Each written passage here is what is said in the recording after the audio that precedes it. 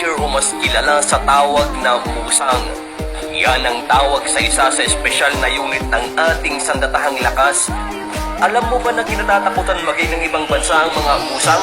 Ito ay hindi lamang dahil sa pisikal na lakas ng mga ito, kundi dahil sa nakakatakot na pamamaraan nila ng pag-infiltrate at pagsugpo ng kanilang mga target. Hindi mo kasi mararamdaman na pinapasok nila ang iyong teritoryo. Ganon sila ka-stealth at katahimik.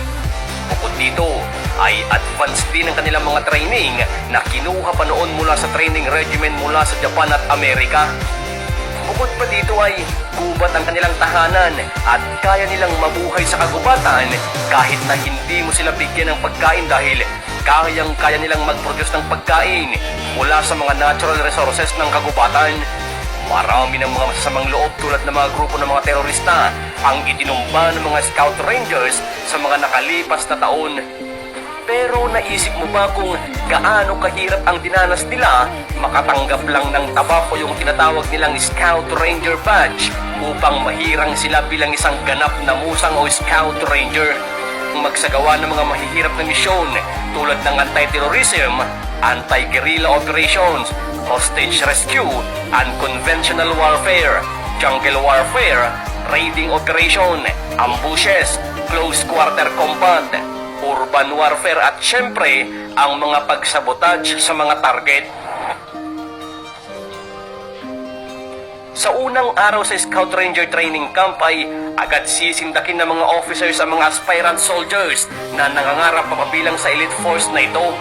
Karamihan sa mga aplikante ay mga well-trained na o dati ng sundalo mula sa iba't ibang mga regiment.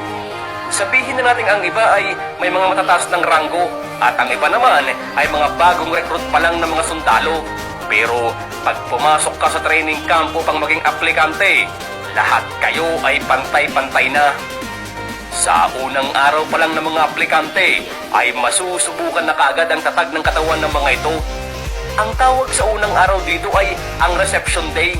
Isang buong araw silang pahihirapan sa araw na ito at halo-halo mabibigat na gawain ang ipapagawa sa iyo hanggang sa masuka sa sobrang pagod.